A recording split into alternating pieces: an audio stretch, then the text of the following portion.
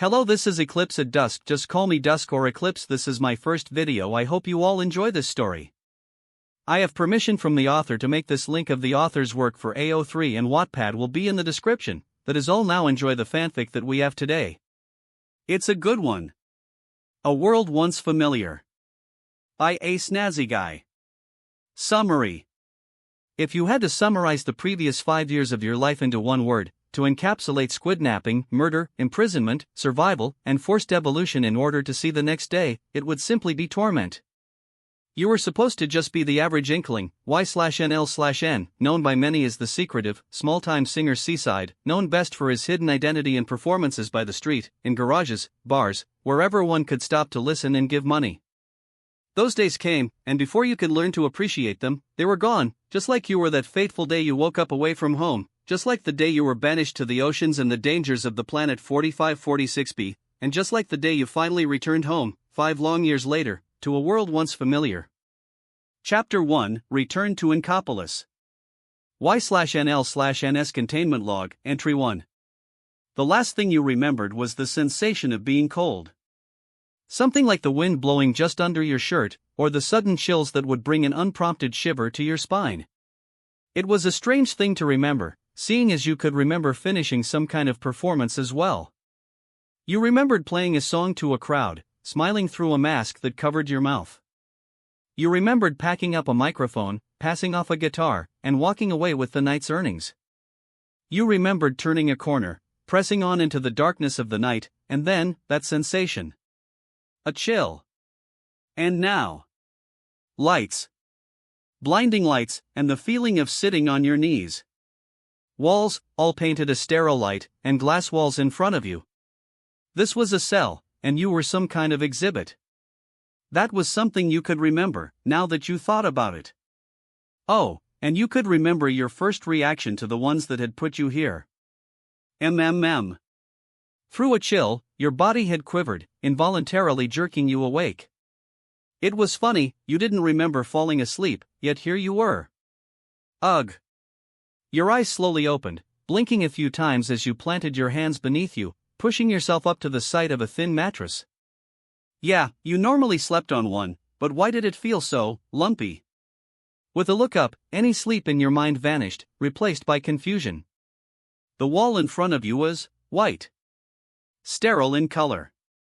That wasn't your bedroom wall. With a jerk, you ripped your head around, looking around. One wall, the one you had been facing, was blank, white. The others, however, were glass. You were being contained somewhere. A quick look followed by rapidly approaching panic slowly confirmed your growing suspicions. There was a mattress, and a single toilet. This was a cell. There were no bars, but there was the glass walls. Why were you suddenly in a cell? Murmurs had slowly drawn your attention away from the empty room you suddenly occupied, and towards the sights just outside. A similarly blank, nearly sterile room only afforded a table across from your cell, and a chair in which sat. Well. A scream escaped your lips. A shout of panic as you scrambled backwards, pressing yourself against the wall. In that chair, to your utter shock, was none other than your captor. Taller than you by a wide margin, with brown hairs thin and fibrous like a frayed rope. A large white coat adorned the body of this creature as they stared at you, observing your every action with low mutters. At your shout, this strange being tapped at a large, blue tablet. Their hands were gangly, jointed in ways that scared you, and their teeth, when you could see them, segmented into several pieces, unlike your own solid parts. This was a human. The very same species that had gone extinct over 12,000 years ago. But how are humans alive? You spoke out loud, prompting a raised brow from the human in front of you. How the hell could something like a human be alive? They were dead. Gone, extinct, and yet, here they were, in. With a low gasp, the realization hit you like a brick. Where were you? What was this place? What were you doing here? Those 3 questions circled your mind in a whirlpool of dread, spinning on and on. Where were you? What was this place? What were you doing here? In front of you, to the left of the brown-haired human, the swish of a door opening drew your attention away from the questions. There was another human. What were they going to do? What were they going to do to you? As you watched, terror racking every cell of your body, a new figure entered. Shorter than the brown-haired human, this one still towered over you. Their hair, instead of short and brown, was tied into a large, auburn bun, revealing deep green eyes that locked onto the other human in the room. Both humans gave each other a nod, before the new arrival finally turned their attention to you, and their eyes widened. Pearly white teeth was revealed in a wide, warm smile as they approached your cell, looking through the cell at you. A new voice, something that sounded more feminine than the low mutters of the previous human, sounded in an almost cooing noise as she spoke, studying you. When you didn't immediately respond to her voice, still pressed against the wall, she raised a hand, lightly tapping a long nail against the glass of your cell. You flinched at the sudden, sharp sound that escaped the lips of the previous human, drawing the auburn-haired one's attention away from you. She finally stood again, turning away from you as you slowly sank to your knees, watching the two humans speak. As they spoke, the first one stood, giving another look towards you, before turning his full attention to the second human, leaving you alone, cold, shivering. Against a massive, bottomless ocean, a massive city stood shining, like a beacon against the morning sun. Its buildings, ranging in size from the humble coffee shop to the tallest skyscrapers that held businesses and expensive suites, seemed to reflect the sun in a massive display of brilliance that made the city stand out against the lands surrounding it. This was Inkopolis. The home of millions, if not billions of people, all bustling through their daily lives of work, play, and anything in between. It was this city, on this one fateful morning, that would regain one member, once forgotten in many ways. For many reasons, glances to the ocean were scarce. The docks many people used were far off, much closer to the well-populated, current center of the city's attention. Of course, many gazes had once been drawn away from those docks, towards the seas that instead bordered the once thriving section of the city that held the now-on-hiatus news studio once hosted by a certain pair of Inklings. After all, in the most thrilling news in a century, what seemed to be a massive meteor had suddenly fallen from the skies above, landed miles away from the city into the ocean in a massive, fiery ball of glory, and even threatened the city with the resulting waves. It was a potentially catastrophic event, one that had doomsayers temporarily taking to the streets, and one that spurred discussion of alien life. However, after 2 weeks of nothing, it should come as no surprise that those silly talks came to an end. There was no way aliens could be real, after all. That time, between today and the so-called meteor crash, was what blessed a certain someone with an opportunity to approach the city without the skeptical gazes and potentially harsh reactions they would otherwise fear.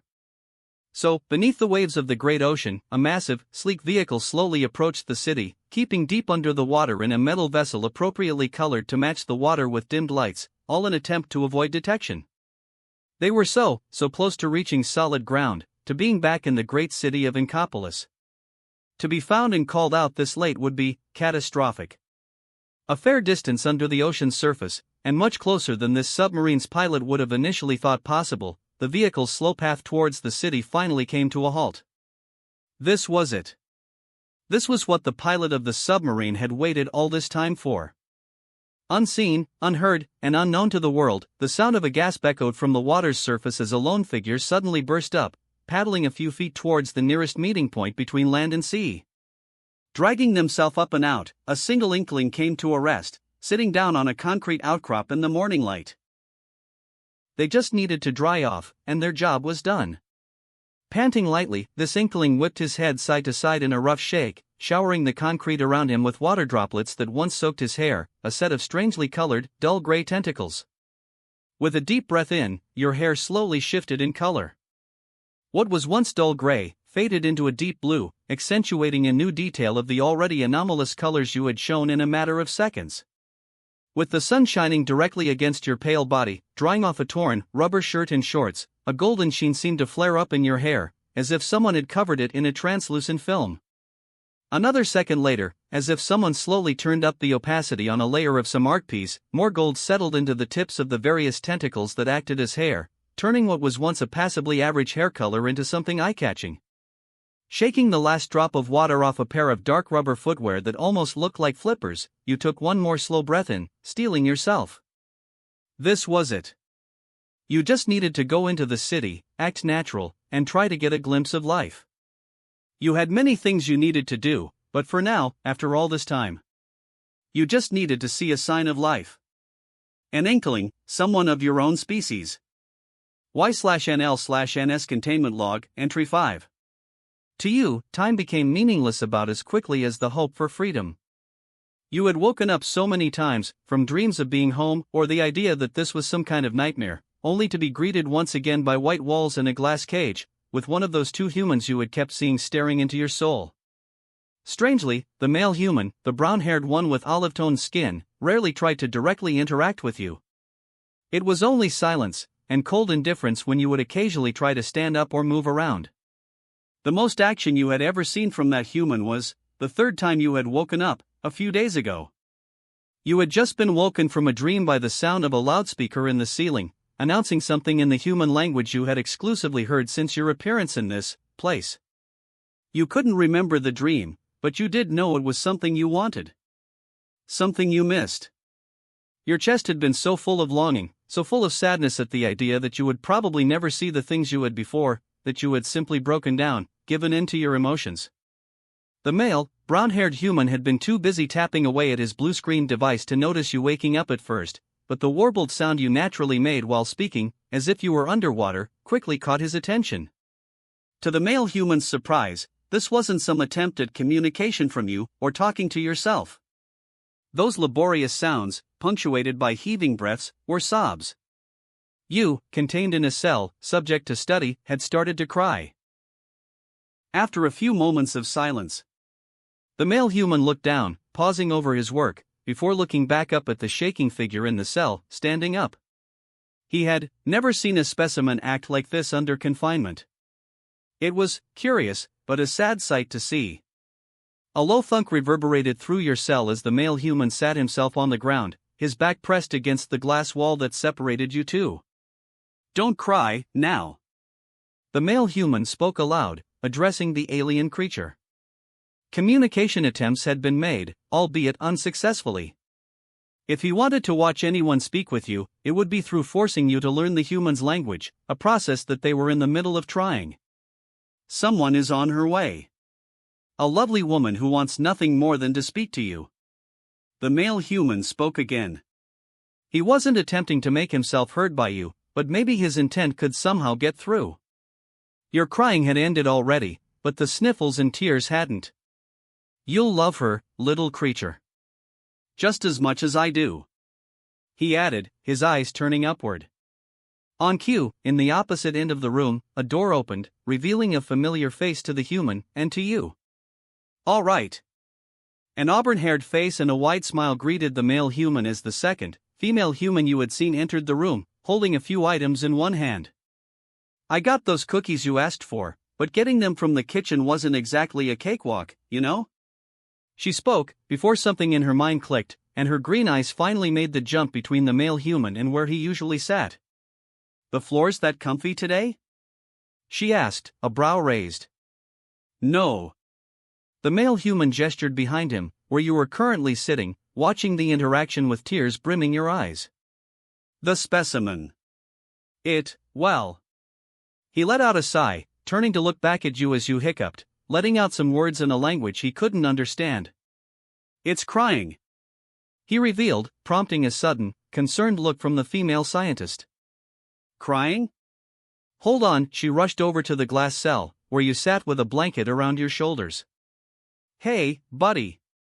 She looked between the male human and you for a moment, her normally cheerful look suddenly enwreathed in worry, concern coating her words. "Hey." Your attention was slowly drawn upwards, towards the glass wall where that female human was staring at you, an unusual look in her eyes as she spoke words you still couldn't understand. You let out a worried hum, drawing in a sniffly breath as you drew your blanket closer around yourself. It was the only thing in this cell you had, anyway. As you watched, your every breath shaky, the female human slowly took one of those items she was holding in a hand, slipping it through an open slot in the glass. To your surprise, now that you got a good look at it, it seemed familiar. Your shock at the sight of a transparent bag holding a cookie of all things almost completely overrode your sadness, leaving you confused instead. Why were you being given a cookie? As you watched, the female human nodded towards the cookie, as if urging you to take it. You really didn't want to move, but... MMM. Reluctantly, you moved your body forward, reaching towards the cookie bag with your eyes locked on the human.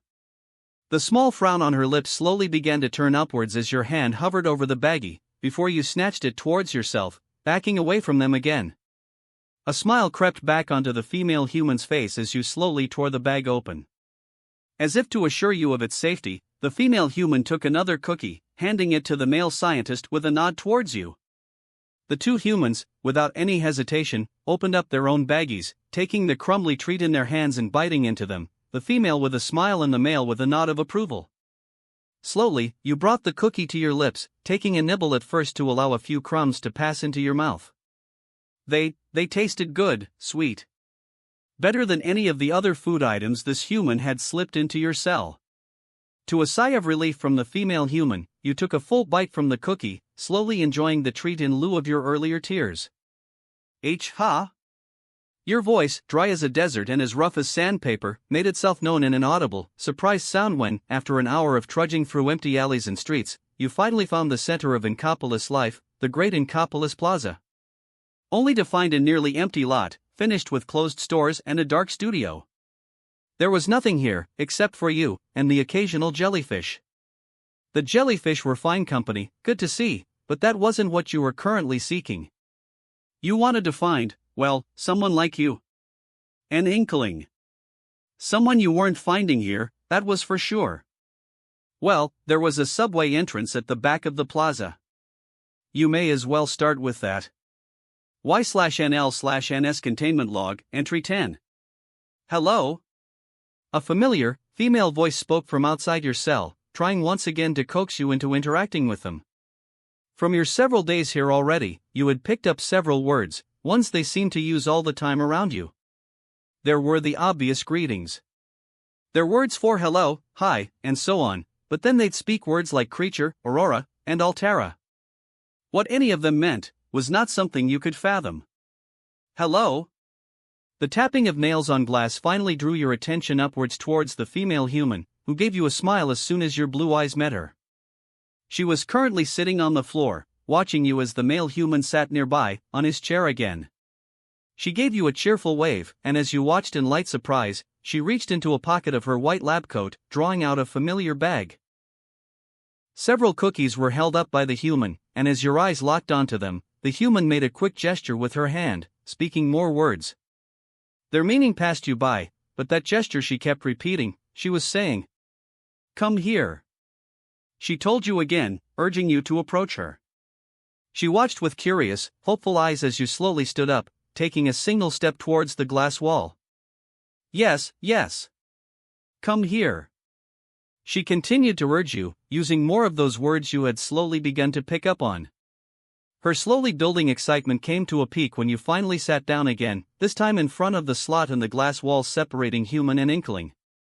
As you looked up at the human woman with sunken eyes and a hopeless expression, she gave you a warm smile, taking out a cookie. Good job. Here. She broke a cookie into two halves, scattering crumbs all over her lap before slowly sliding one of the halves through the slot, carefully holding it between two fingers. Watching her every move, you acted against your normal instinct to just back up and throw that blanket back over yourself, instead reaching towards the cookie. To the human's delight, you grabbed the half, taking a slow bite of it. Behind the female human, the male one continued to tap away, muttering some words you had heard several times before from him. Energy, depression, mental. What words he was speaking, again, stumped you, but your focus was quickly thrown back to the human female as she held up the other cookie half. Hey! She snapped her fingers, forcing your attention on her, her bright eyes, and her warm smile. With a twist of her hand, she pointed a finger at her face, speaking a word. What it was, you didn't know. You glanced aside, around the room for a moment. What was she doing? As you watched in confusion, the female human again gestured towards herself, speaking that word again, before nodding towards you. Did she want you to repeat something? Again, seeing your confusion, she spoke a single word, gesturing to herself. Was she trying to tell you her name? And have you say it back to her? As you processed the possibility, the male human spoke up, his tone blank. He didn't seem to have much faith in what the female human was doing. Testing the waters in front of you, you slowly raised your free hand, pointing at her before opening your mouth to repeat the word she had been insistently trying to tell you. Ashley. At the sound of her name being spoken, the female human let out a laugh, raising her arms in sudden victory as the male human looked up, watching you with sudden surprise. Yes. Ashley. The female human nodded, looking at you in glee. Ashley. You muttered. That was her name. Ashley. Hey, hey. You looked back up to Ashley, and she pointed a finger behind her, towards the male human instead. Frank. She spoke, looking at you. The male human started to say something, maybe a complaint or a statement of distrust, before. Frank. You repeated, drawing another surprised look from the male human, and a laugh from the female. As you watched, she pointed at herself, nodding towards you. Ashley. You spoke. Ashley nodded, turning her finger towards the male human instead. Frank. You told her. Ashley nodded, taking the second half of the cookie to pass through the slot, handing it to you. Despite this apparent victory for Ashley, you still ate just as slowly, just as methodically as before. She was happy with you, yes, but you were still someone taken from home, stranded in whatever this place was. She was happy. You were not. The subway system was just about as filthy as you remembered. You loved it. Sitting on a worn seat, surrounded by creatures unlike yourself, just taking the transit to work, home, wherever, you were just happy you'll be experiencing this again. The noises of the trains, the feel of the iron handle you gripped to stay steady, they were simple things, but things you had not felt for years. Even though many despised having to take the subway, this was amazing to feel again, despite the occasional glance towards you in your less than common clothes and hair from the passengers. You didn't know how long you had already been on this subway, but it did stop a few times, allowing others to enter or leave the subway, but still you waited. You wanted to find a station with more activity, a place you could use to see, well, society. You wanted to see people. Next stop, Inkopolis Square. The loudspeakers crackled overhead. Inkopolis Square. That sounded similar to the plaza. It sounded promising. So you stayed seated, and you waited. Inkopolis Square. It had been a few minutes, no less than 5, but certainly no more than 10, before the train came to a stop. Inkopolis Square. The loudspeaker announced as you stood up. Surely, this place had the activity you wanted to see so badly. Right? Your suspicions, or rather, your fears of being wrong, slowly came to a halt as you stepped out, looking around the station. There were people. The station was sparse, yes, but there were people. A purple Inkling in one spot, mindlessly scrolling on a phone, and a red Inkling in another, sitting against a wall. People, like you. You bit the inside of your cheek, your breath hitching at the sight. People. Actual, real people outside of your memories. Your knees seemed to suddenly grow a bit shaky as you moved ahead. People here meant more people outside, right? Out in the sun, listening to music, playing games. People who were living. Enjoying life. Ignoring the occasional glance or confused stare from the few Inklings you passed by, you beeline towards the stairs leading out of the subway.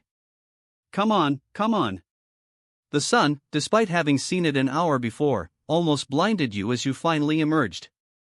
Stone stairs became concrete, which quickly became asphalt as you moved forward. This was it. Your eyes adjusting to the light couldn't have happened slower, but when it did. Inklings, sitting around at tables, eating food, chatting with each other, laughing at jokes, gathering in and outside of stores that surrounded you. Playing hopscotch or tapping away at phones.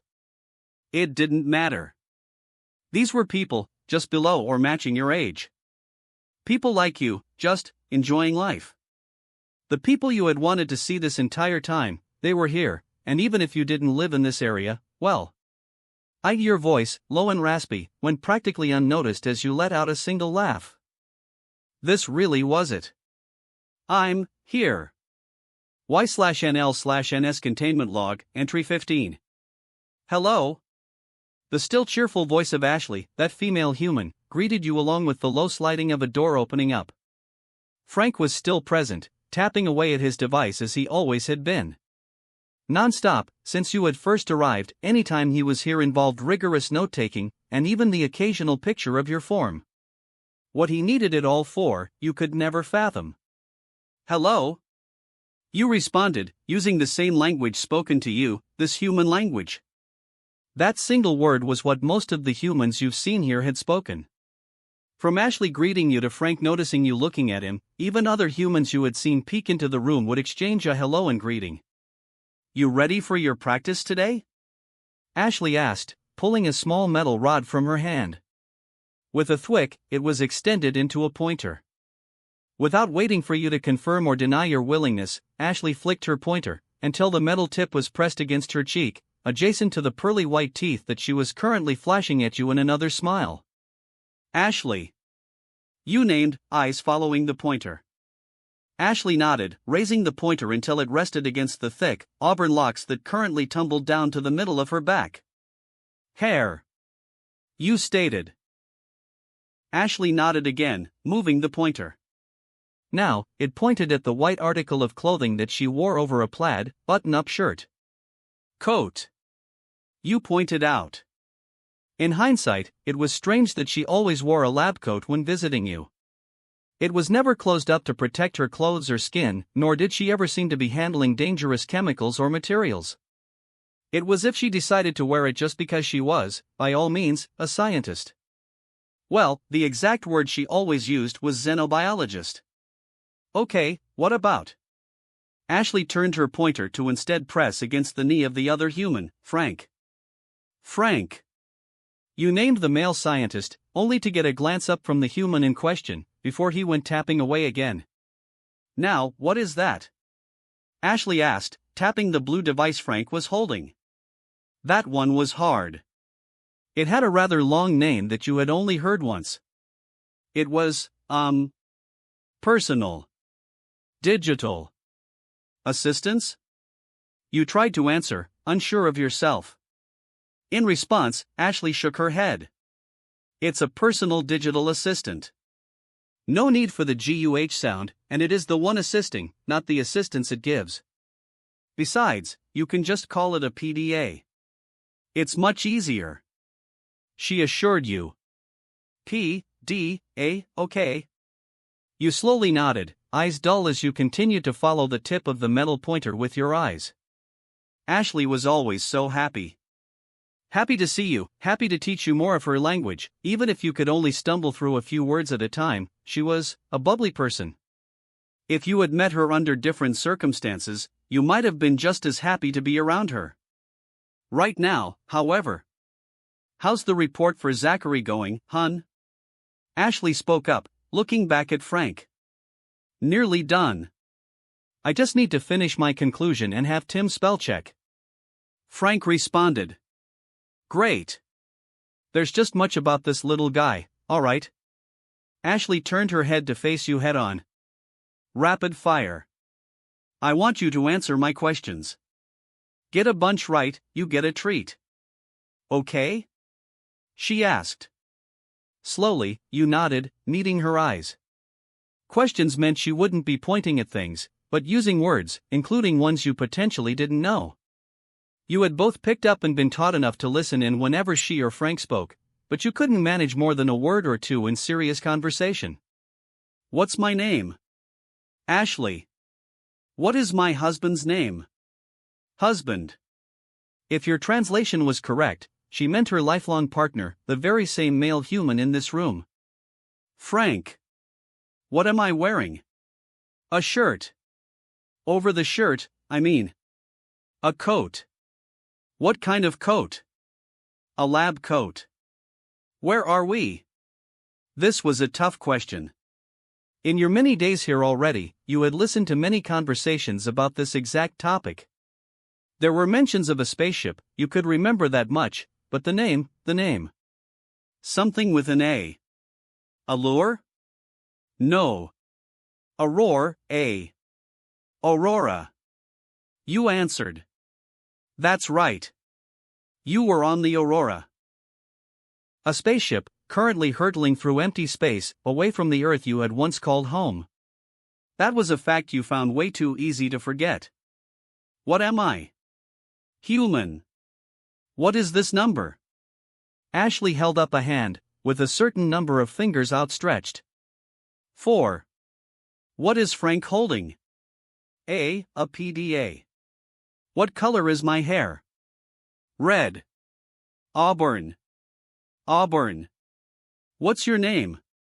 The rapid-fire questions suddenly came to a close with the sudden, extra question. Ashley, she had never asked your name before. She and Frank always called you the specimen or the creature. What was this all of a sudden? Go on. What's your name? Ashley asked, nodding towards you. What was her play here?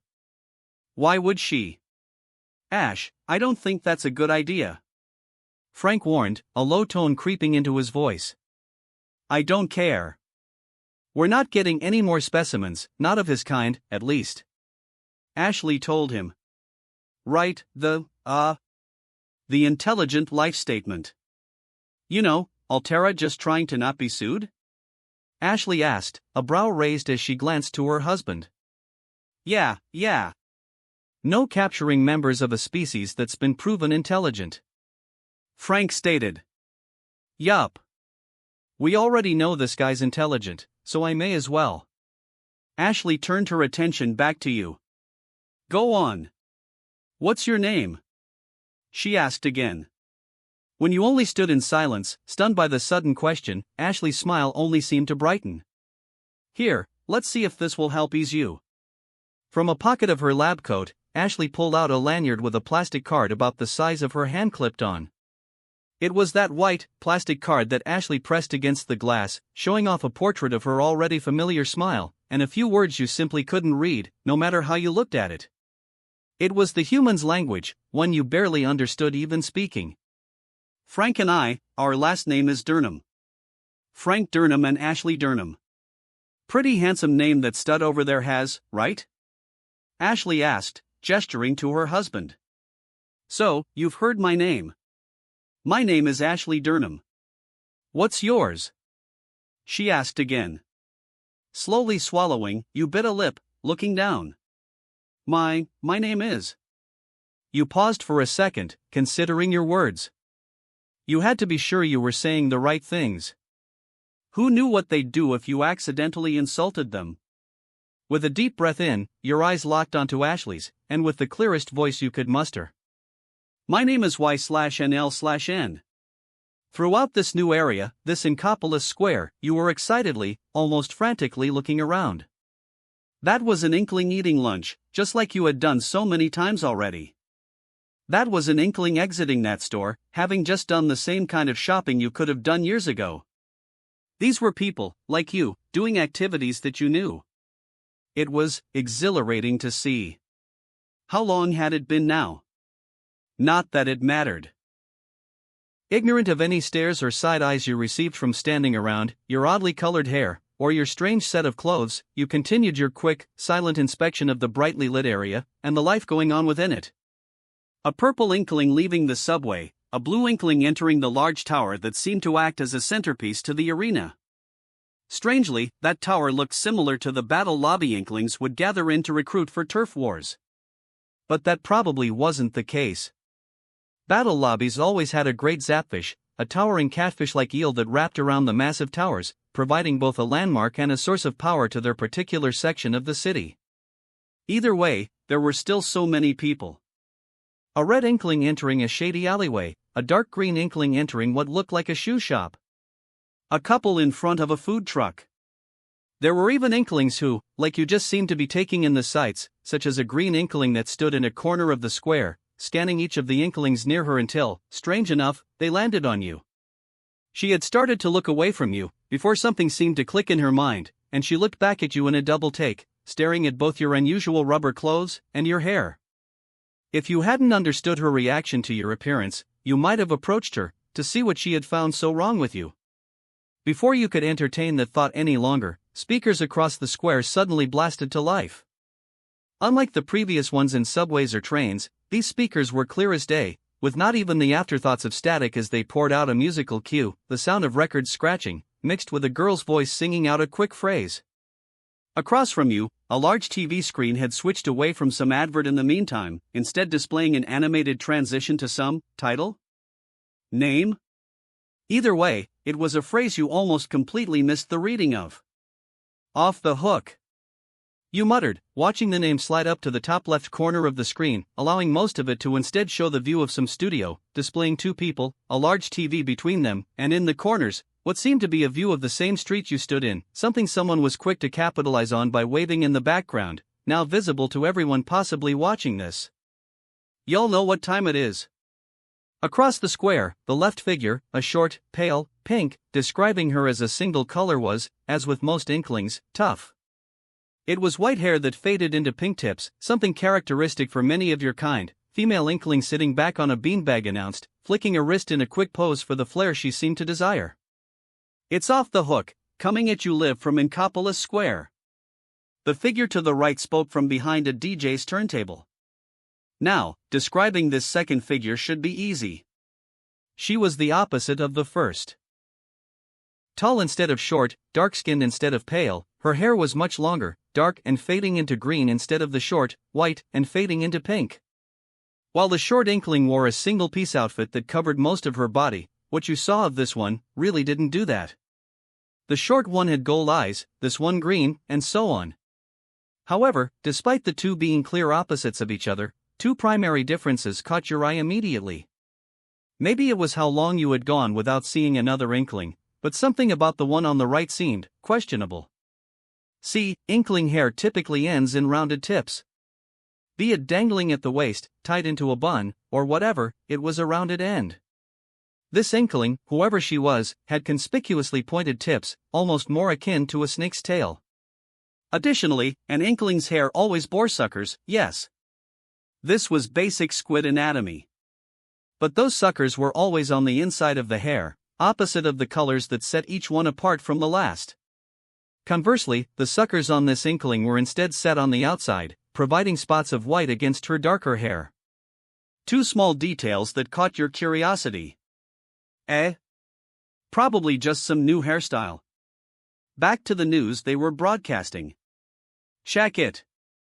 Here are the current battle stages. With a call and a flick from the first of the two Inklings, the second, taller one placed her fingers against a record on her turntable.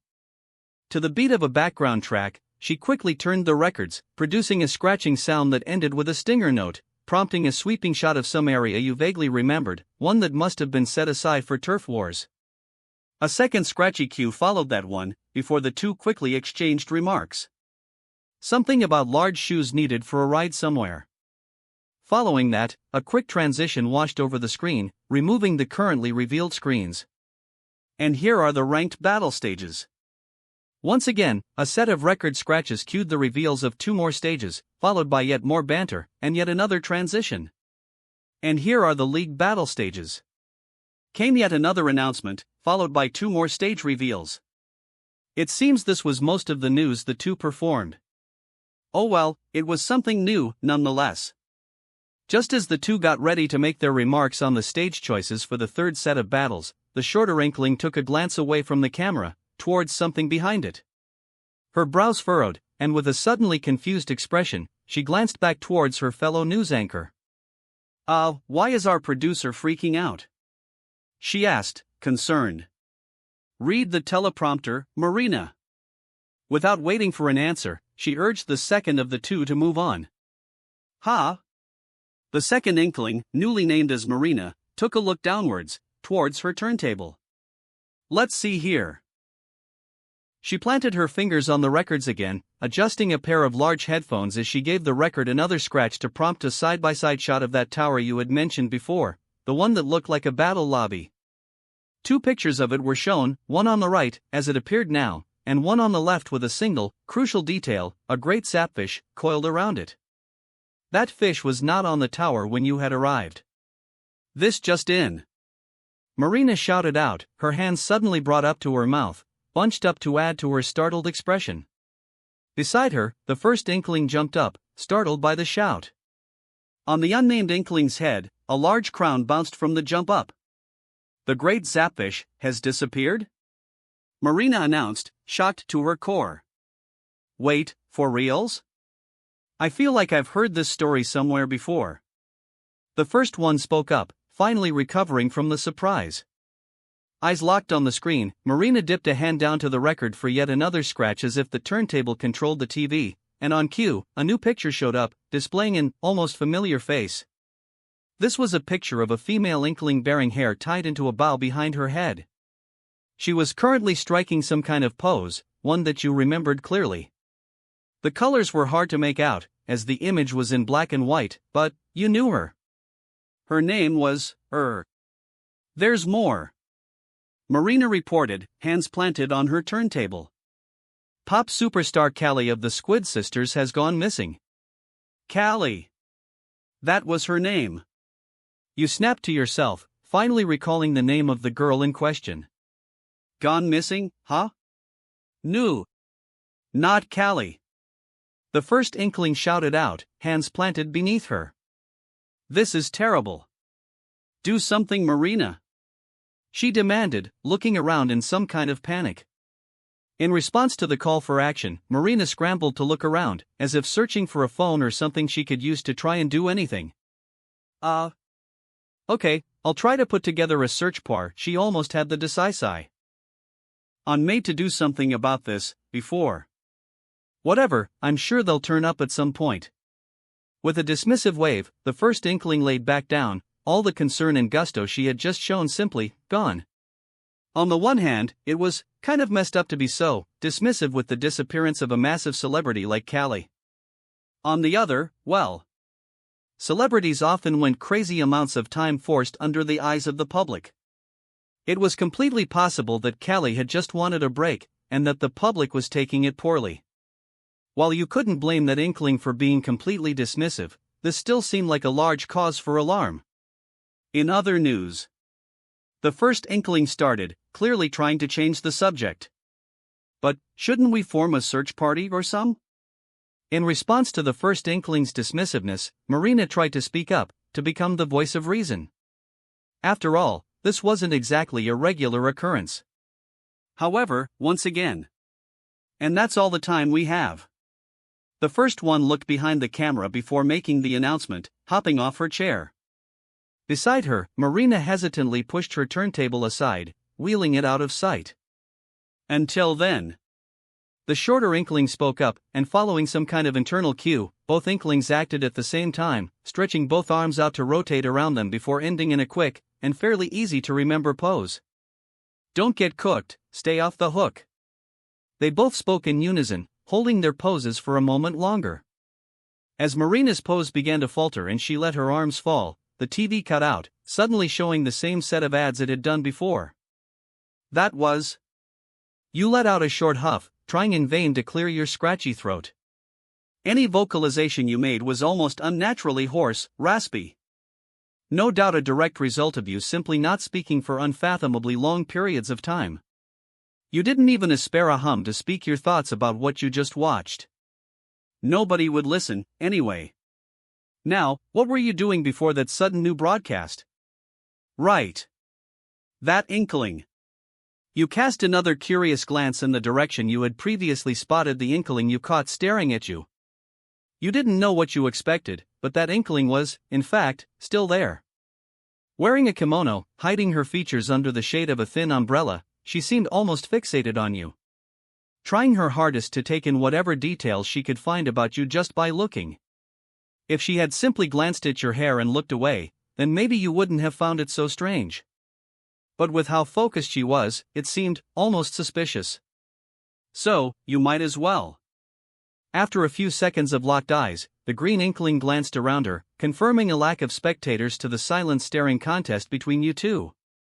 After another moment, she looked back towards you, giving you a quick nod. Before you could nod back in silent greeting, she lifted a hand, pointing down to the ground under her feet. Before you could try and think of what she was doing, she turned a quick circle, silently dissolving into green ink that sloshed through the grates of a previously unnoticed manhole cover. Did she want you to follow her into that?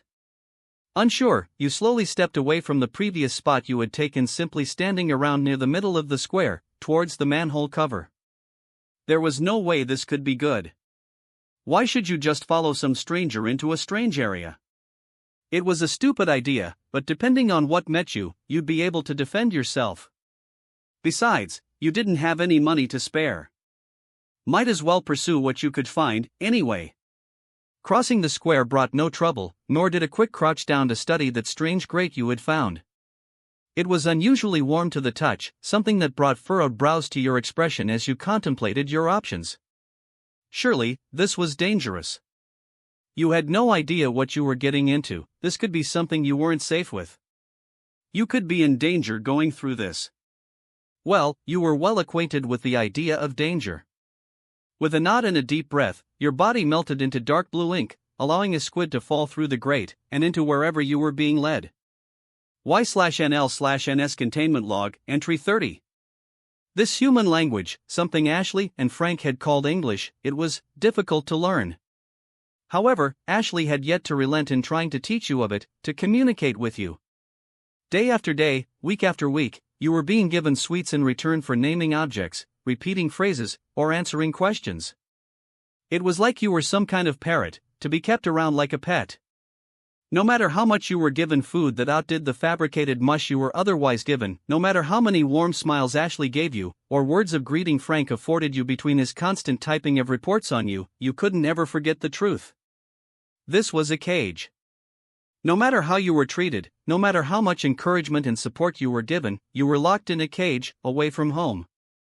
Morning, buddy.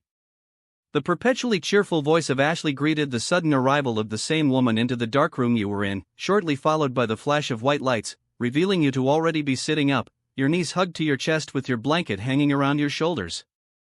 You were silent at first, only sparing a glance upward at the xenobiologist as she crouched down to face you at eye level. She was humming something. A song, one you had never heard before.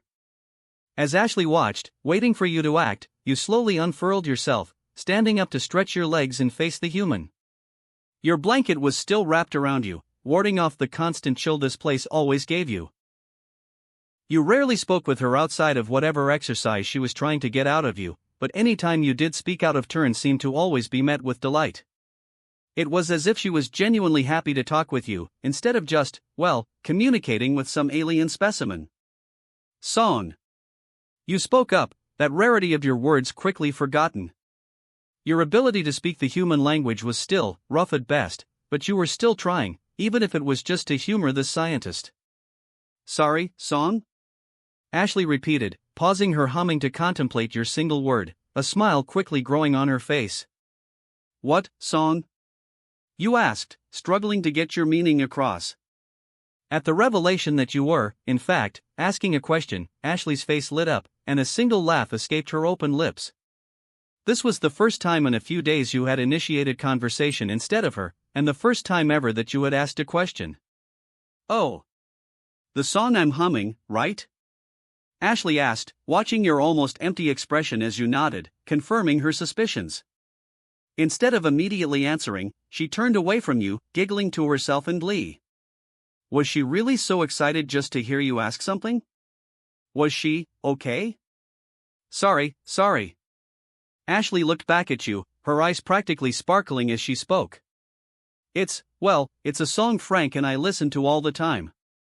One of our favorites, from before the Ultraran space age. It's called Yggdrasil. She revealed. That was great and all, but... Ultraran, what? You tilted your head, confused. Ultraran space age. It's, human history. Here. Ashley settled down, tapping the glass between you to gesture towards the ground. At the gesture, you shuffled forward, sitting on your knees in front of her. So, let's start easy. Is the previous existence of humanity, common knowledge for Ink humans? Ashley asked. Ink? Humans? You questioned, head tilted at the sudden new word. Our team came together, and this was the name they gave your species. Humans. But that's beside the point. Humans. Does your species know them? Ashley asked. Why, yes. Fossils. Records.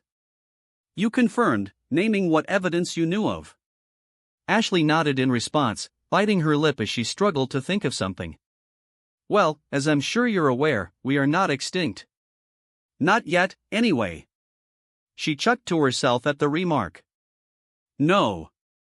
Back in the days of my great times, 500 grandparents, 12,000 years ago, humanity had been living on Earth until someone, in a time of war, had decided to use a very, very powerful weapon to melt massive sheets of ice that were far to the north. All that water, as a result, completely flooded the Earth. To prevent what would have been total extinction of the human race, a company called Altera stepped up, recruited all its best scientists, and brought as many people as they could afford into space. Hundreds of ships, billions of people. Ashley explained. What resulted was the Alteran space age, the period of time between humanity abandoning the Earth and finding new planets to live on, or building space stations to send out with colonists. Those planets and space stations are where humanity has since lived, away from the planet we failed. She added. She spoke so casually about this disaster, one that shaped her kind's future. It was strange, to say the least. Recently, however, Altera wanted to see if we could, somehow, return to the Earth. So they sent this ship, a research vessel called the Aurora, to check it out, only to find a new species had somehow managed to evolve in our place.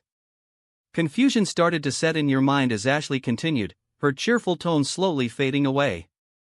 Altera wanted to know more, so they sent a team down, and captured a specimen to study, to examine. And as soon as we realized that they were intelligent, the idea of taking the Earth back was abandoned. Ashley sighed, looking into your eyes with an almost somber expression. She was talking about you. You were the one specimen unlucky enough to be taken away from your home, to be locked up here. One out of so many, it hurt to think about. So, with a clap of her hands and a smile that looked almost forced, Ashley brought your attention back to her face instead of the history lesson you had just been given. You seemed interested in the music. You listened to a lot of it? She asked, trying to keep her grin from faltering. She seemed so sympathetic about your situation, somehow. I sang, for living. You hesitantly revealed, looking down to your knees. You couldn't see Ashley's movements, but from what you could hear, she was suddenly still. Taking in the new details. Made music. Played, for people. Had fans. Before taken. You sighed, gripping the blanket around you. You weren't sure what else to say, honestly.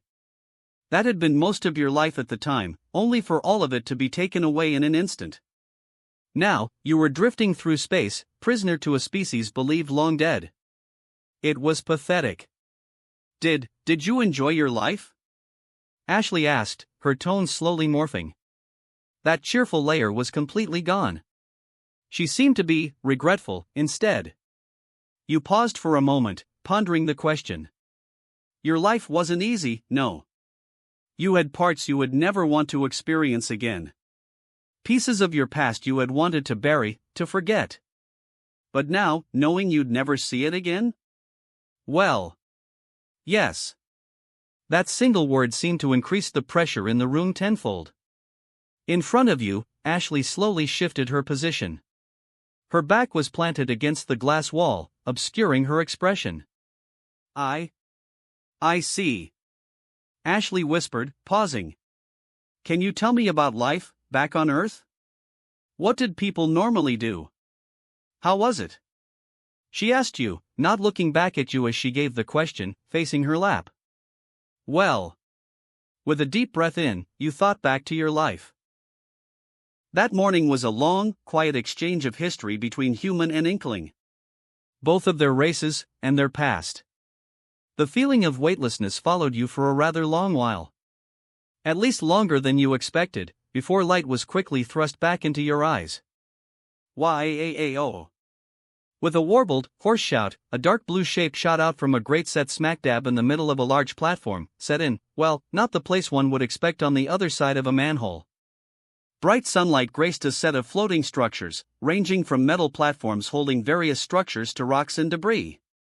At first glance, one could even call it something similar to the level design of a children's game. Not that it mattered. On the primary platform of this area, nearby trees, low walls, and the sort, a low cabin sat in the shade of a large rock that had settled nearby, holding only a few newspapers and a throw pillow in sight. God motherf! Landing by an elevated piece of the platform made specifically for that manhole grate, you flopped down in your squid form, a dark blue shape bearing a noticeable chunk missing on its right side. That squid form was only visible for a few seconds before it dissolved, quickly reforming into the rubber-clad appearance you had taken previously, now sprawled out in front of the grate. It was probably how long you had gone without using it, but you were not used to your own swim form. The Octarians. A low mutter quickly silenced your grumbling as you sat up on the ground, looking ahead towards that cabin. In front of it stood a familiar sight, that Inkling, dressed in a kimono, holding a green umbrella, with gray hair tied into a bow. The very same Inkling who had been staring you down just a minute ago. As if just registering your presence, she slowly turned her head to glance sideways at you as you stood up, studying you with golden eyes. A moment later, she turned the rest of her body to face you head-on. In fact, now that you had a good look, wasn't this girl someone you recognized? Hey! As you brushed some dirt from your sleeve, she spoke up, addressing you directly. You slowly eyed her up and down, wary of her stare. You showed up. The girl pointed out, her expression not matching the cheery tone of her voice by a long shot. As soon as I saw you aimlessly wandering around the square, I knew you were the one. She remarked, only receiving confused silence from you before she cleared her throat. I'm Marie. I know you're a bit starstruck right now, but I need you to get over it. She introduced herself, immediately jumping to the conclusion that your stunned silence was a result of meeting her, and not, everything else. But, she was Marie. The cousin of that missing girl, Callie. One of the two squid sisters. So, maybe it wasn't an unreasonable assumption. Yes, I'm that Marie. Marie immediately continued, balancing that umbrella she held to strike a quick, messy rendition of the iconic Squid Sisters pose, with her right hand held out at eye level, and her left hand hanging around instead at shoulder level, both to her sides and dangling down. From the Squid Sisters. She added, as if trying to get any reaction other than silence from you. Your perpetual silence as you continued scanning the Inkling in front of you, an almost concerned look in your eyes, didn't seem to sit well with her. You've never heard of me? Gripping her umbrella, Marie drew a hand back in shock, suddenly looking at you as if you were some kind of alien. For real? She asked, incredulous. You lifted a hand to speak up, but as soon as the first word left your mouth, your voice caught. You struggled to get more than a syllable out now that you were actually addressing someone. You held up a finger, clearing your throat. Come on, you had a voice. Your voice hitched again, and you let out a frustrated sigh.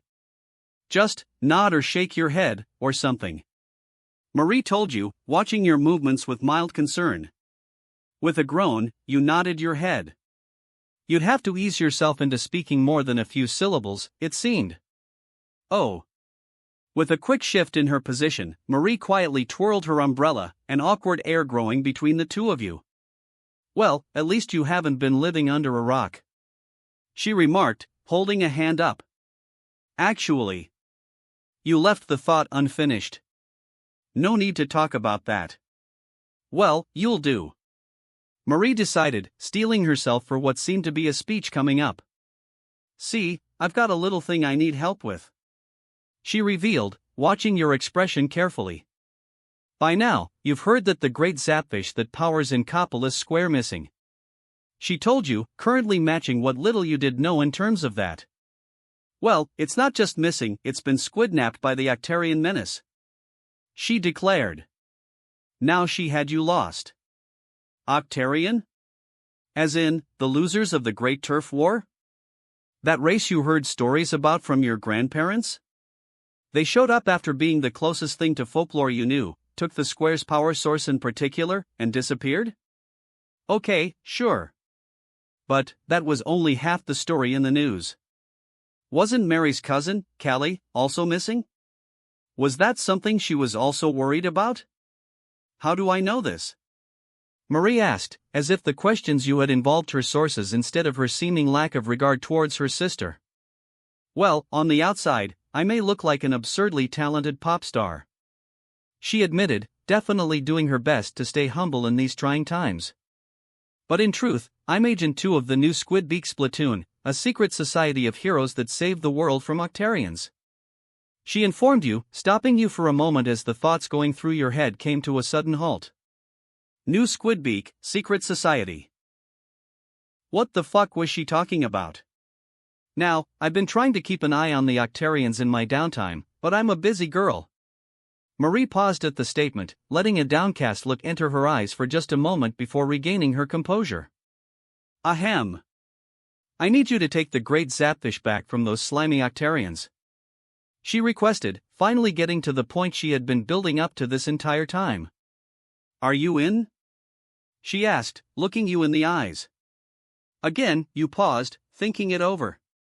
This wasn't some decision to be made lightly, no, but you had just arrived back into the city you grew up in, only to discover that its primary source of power was missing. While you missed this place you had called home, letting it run out of power while you scoured it for nostalgia would do you no favors. You slowly nodded, your decision made. As soon as the message was made clear, a quick smile formed on Marie's face, and in the blink of an eye, something changed. Huh? With the first completed vocalization in a few minutes, you looked down at your body. Something didn't feel right. Instead of your makeshift outfit you had put together by cutting up a rubber one-piece uniform, you were suddenly wearing a bright yellow jacket, made for high visibility. Thick black hiking shoes met your unchanged pants, and a pair of cone-shaped headphones now covered your ears. In something you hadn't felt since over 5 years ago, what felt like an ink tank now sat on your back, barely weighing you down as you glanced at your waist, quickly confirming the sudden presence of a large, yellow splattershot, a classic ink-based weapon. Welcome aboard! You are now Agent 4 of the new Squidbeak's platoon. Marie congratulated you, watching you slowly process what had just happened. I even bought you a new hero suit as a signing bonus. She told you as you incredulously eyed the whole thing up and down. It was freshly washed, soft as all hell compared to what you had just been wearing, and it felt comfortable. Look at that. It fits like a glove.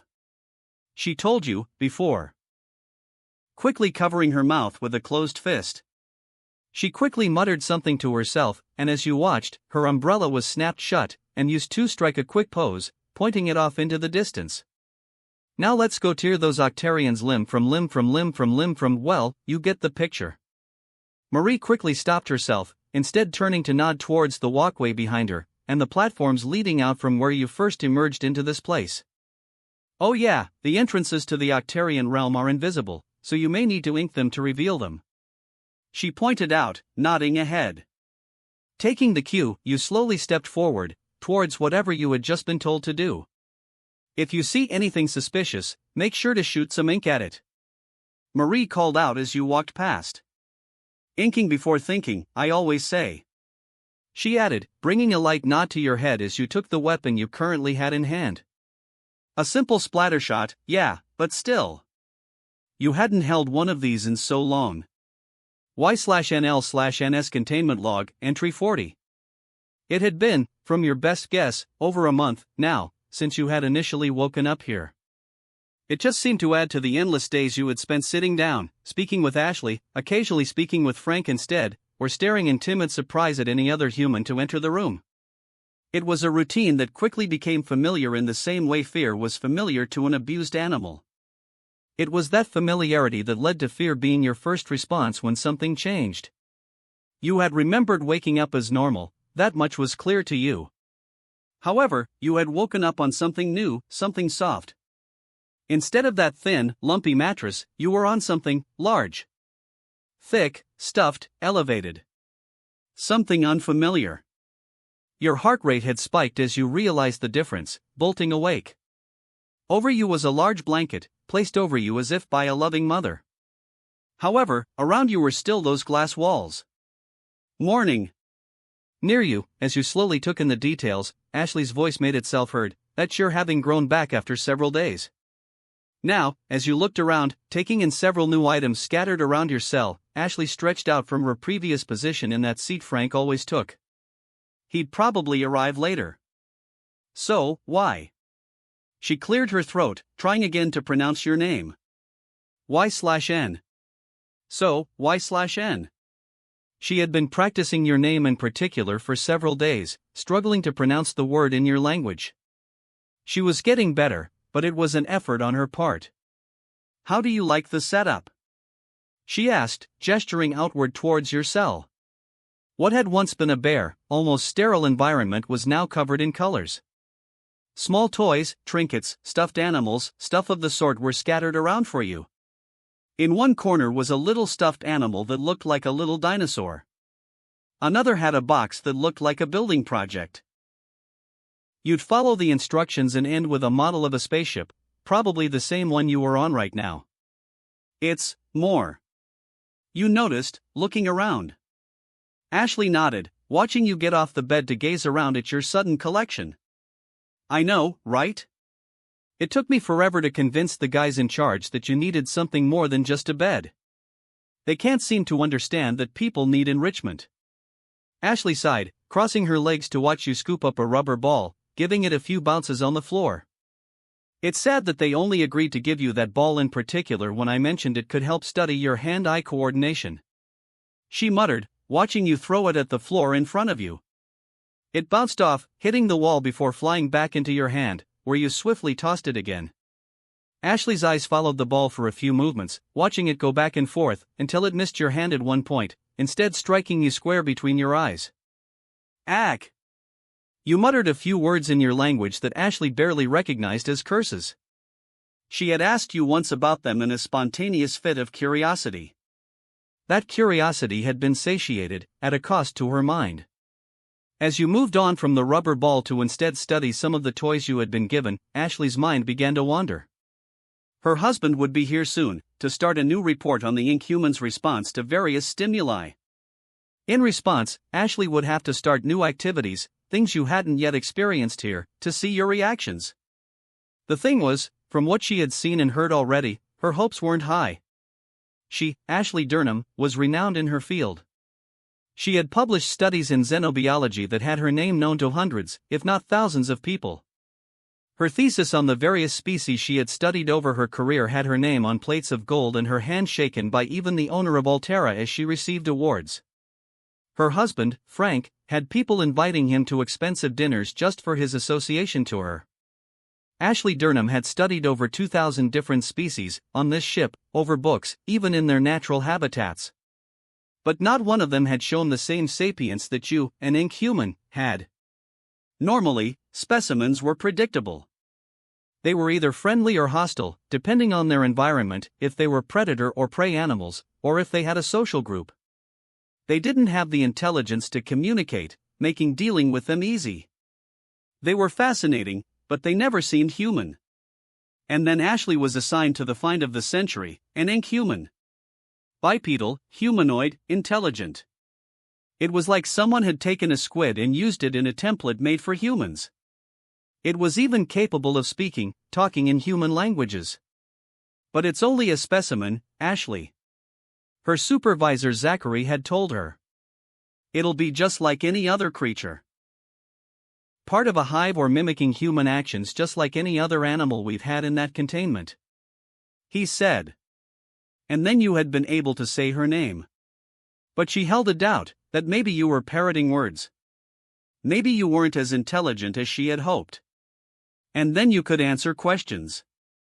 But still, she stubbornly held on to the possibility that you were mimicking human behavior, that maybe you were dangerous and she wouldn't have to grow attached to you. And then you asked her about the song she was humming. Then, when asked, you told her about life. And her hopes, or maybe her fears, were confirmed. You were, for lack of a better term, human. You were just like the people on the other side of the glass. You had hopes, dreams, ups and downs, just like Ashley, just like Frank. And that, somehow, was the single most terrifying thing she had ever come to realize. It was funny. Ashley Durham, one of the best xenobiologists in history, scared of an almost harmless creature just barely scraping average human height. She had faced monsters, apex predators that would have killed her without a second thought, behind that very same glass. Glass made to hold back tons of force that not even depressurization could destroy. The same glass used to hold back creatures capable of destroying human life on this ship, now holding back something even more terrifying. A small, humanoid, inky creature who was just like them. Alright, Agent 4. Let's see what this has in store for us. Marie's voice spoke through those headphones you had somehow acquired from her as you flashed into existence, teetering on your feet from the sudden landing on a glowing black pad. Oh, and he sticks the landing. Nice job, Marie remarked as you regained your balance. From the very beginning, anytime you entered or exited a grate that would bring you to an area holding a zapfish for you to find and retrieve in order to help you reach your objective, you had fumbled your landing, either losing balance and tripping after landing in a level, or miscalculating the speed you'd exit at and rolling away from the gate after exiting an area, just to come to a stop a few feet from Marie, looking up at her neutral expression as she continued to practically scan you. You paused again, this time stopping yourself. You were getting better at speaking more than just a single syllable to Marie. Between frequent humming and other vocal exercises you were quietly performing on your way to do things, but you didn't want your first actual words to her to be a scathing remark. Anyway, you had a mission to focus on. You should maybe get that first. Ahead of your barely managed landing was a single swirling pool of ink. A launch pad, no doubt to send you straight towards the large, circular arena just ahead. Already visible was a large pool of purple ink, the trademark for the Octarians you've had to face so far, and just above that pool of ink was your objective. A zapfish, the last of 4 power sources you needed to overload a gate that hindered your progress towards the Octarian base, where Marie was convinced the great zapfish would be. This would seem an easy task, if not for the ominous name Marie had given the grate you needed to enter to get here. Boss Kettle. The name swirled in your mind as you stepped forward, towards the launch pad. There was something large hiding in that pool of ink, and you had the sneaking suspicion you'd have to fight through it in order to get to that zapfish. No extra remarks came from Marie as you stepped into the launch pad, briefly dissolving into a squid in order to sink into it. In response, the launch pad made true to its name, and you were flung upward, left to hear the sound of wind whistling by your headphones before you landed solidly on the ground, with no more than a grunt escaping your lips. As soon as your feet touched the ground, and your eyes reached the zapfish in its comically light-bulb-shaped prison, your suspicions were confirmed. Slowly, from the pool of ink, a large Octarian tentacle raised up, just below the zapfish. With striking speed, it lunged upward, breaking through the glass of the containment to grab the zapfish, giving it no more than a moment to shriek before both creatures disappeared under the ink. After a second, sparks of electricity arced across the surface of the ink, before a blindingly bright circle of light erupted from within, allowing only a glimpse of a shadow. Slowly emerging, as if from a stage at a concert, a tall, octagonal, almost cylindrical machine emerged, with that tentacle responsible for taking the zapfish sitting at the very top. After a few seconds, the machine quieted down, as if rearing back. As you watched through narrowed eyes, a set of what looked like doors opened up, the lights finally dimmed, and 8 loaves of bread, bearing faces at the ends, shot out of what looked to be a giant, spinning oven to scream out in a single cacophonous roar. Ha! Readying your hero shot, you prepared to face down the octo oven. In response, its many loaves retracted into itself, and the battle began. Looks like the tentacle up there is the source of the trouble, Marie pointed out as you immediately got to work in shooting your hero shot around you. A tactic you had quickly learned was the most effective. More ink around you meant more places you could safely move, which meant you could do better overall. As you got to painting the floor around you, the large machine rattled as it wheeled itself over to you. In a classic case of size versus speed, it wasn't exactly designed for swift movement. By the time it had gotten even relatively close to you, a large area around you had been thoroughly painted. The oven rattled for a moment, rotating to face you with one of its many doors, before a loud ding rung out, and an oven door snapped open. You stepped back just in time to avoid a massive load of freshly baked fury as it shot out in front of you, as if held by an overclocked toaster. Just as quickly as it shot out, the bread was retracted back into the oven, leaving a large rectangle of purple ink as you forged onward, consistently rotating around it. The ends of the loaves looked deadly. "That's why I never eat the end slices," Marie remarked as you moved around the massive machine, watching it rotate to match. In a familiar fashion, the oven began to rumble, prompting some quicker motion from you before a ding rang out, and once again, a massive loaf of strangely sentient bread shot out, screaming as it missed you only to retreat back into the oven it sat in. Was this all you had to face here? As you got to correcting the purple ink that now stained your large circle, the oven began furiously rumbling, as if somehow angered by your dodging of its rather predictable attacks. To your light concern, the oven started to barely rotate, not even following your movements before shaking, as if someone had jammed a gear or something. With another ding, the machine went completely still, and all 8 loaves of bread within it shot out at once, steaming. They didn't retract right away, either. The tentacle. Noticing your chance, you turned your weapon towards the sides of those bread loaves. The ink clung to them. Good. Swiftly swimming up the first loaf brought ample room to leap on a second, granting time to ink up the side walls of the oven and climb up top, where a large, red tentacle sat, exposed. There you are. With a jerk, you pointed your weapon at the target that easily stood over you, letting loose. Your fire rate was admittedly pretty bad for a weapon you were supposed to use to save the city and all, but it did the job, striking the tentacle with glob after glob of blue ink, slowly causing the tentacle to swell up, first only a little bit, then more and more as you continued, until it reached grotesque proportions. With one final shot, just as the oven started to shake again, the tentacle popped like a balloon, showering you with ink and sending you careening off the oven from the force of it all. You hit the ground with a quick roll, ending with you scrambling to your feet to face the oven. Above it, the tentacle reformed, quickly ducking back into the giant oven.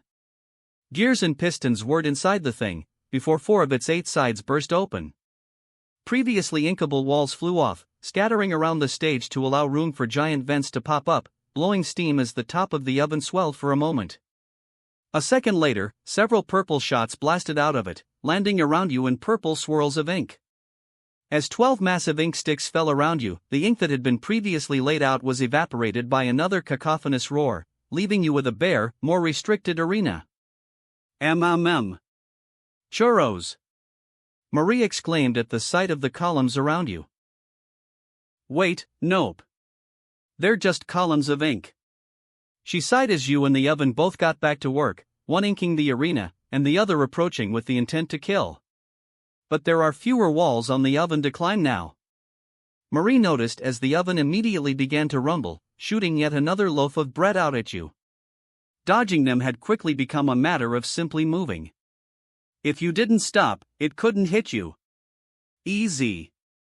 Another jab of bread later had you carefully strafing around the oven and inking whatever you could as the oven rotated to face you. Eventually, the same as before, the oven began violently rumbling and rattling, and just as yet another ding rang out, you dove to the side to avoid another all-out, stab in all directions attempt by the oven to get you. Once again, the bread failed to immediately retract, and you took your chance.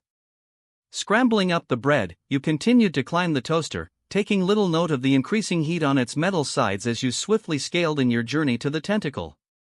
Once again, you got to witness it swell up to disgusting sizes before it popped, allowing you to get back to the ground. Despite the changes the oven had tried to make, this had proven just as easy as it had been the first time. Good. But don't go loafing around or things might go awry. Marie urged you as you flew through the air, twisting your body to face the octo oven. On your landing, that tentacle you had already popped twice reformed from its hole on top of the oven. It paused for a moment as if staring at you with contempt, before ducking back inside.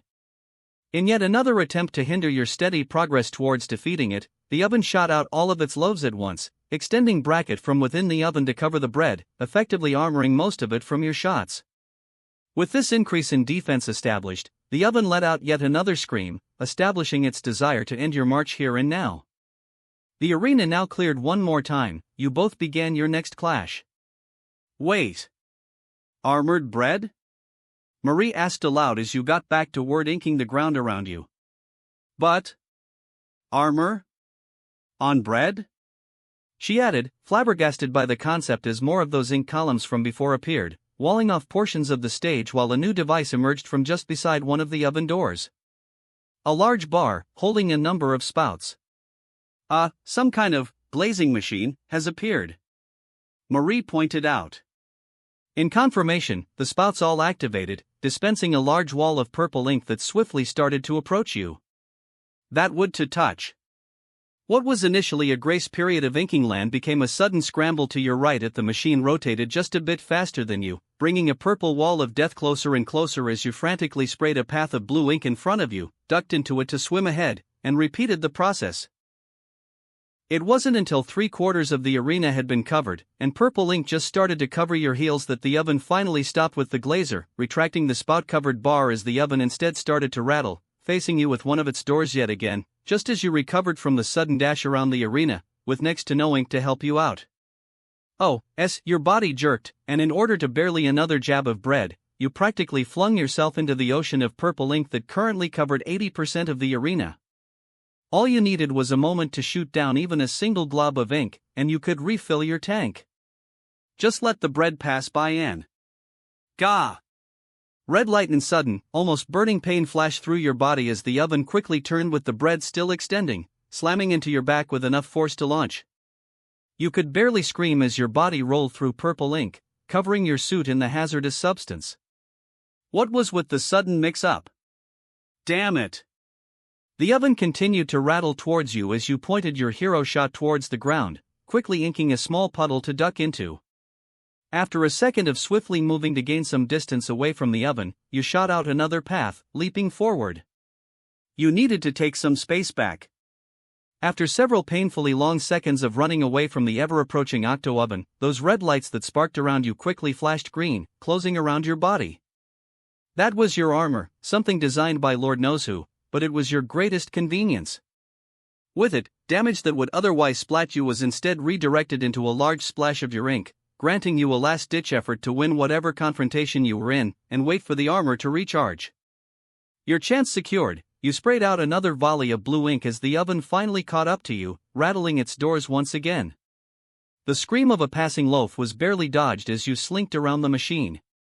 Hold on, with a sudden remembering of the last move that hit you, you leapt back, just barely getting out of the way of yet another sudden swipe of bread.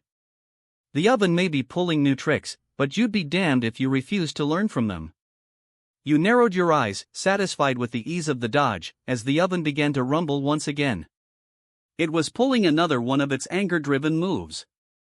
Another ding echoed out, and to your satisfaction after that painful hit you had taken, all the bread once again shot out all at once. This was your chance. The armor on the bread did provide a slightly more interesting platform to scale, forcing you to target either the outer or inner thirds of the loaves in order to reach the unprotected walls you could ink in order to climb the oven, and begin shooting at the tentacle on top. Just as it had happened twice before, it started off at a normal size, before quickly growing, stretching out as if someone was overfilling a balloon until, with a fittingly loud pop, it was quickly replaced by a fountain of purple ink. Nice job! This guy's toast. Marie celebrated as you quickly bunched up, sailing through the air. Now, this would surely be the end. The oven didn't seem to have many more tricks to pull out, after all. At your landing, you watched as the bread that was currently sticking out of the oven began to tremble, shooting back in and out while growing considerably darker, more burnt. The oven itself rattled, and from somewhere within, smoke started to bellow out.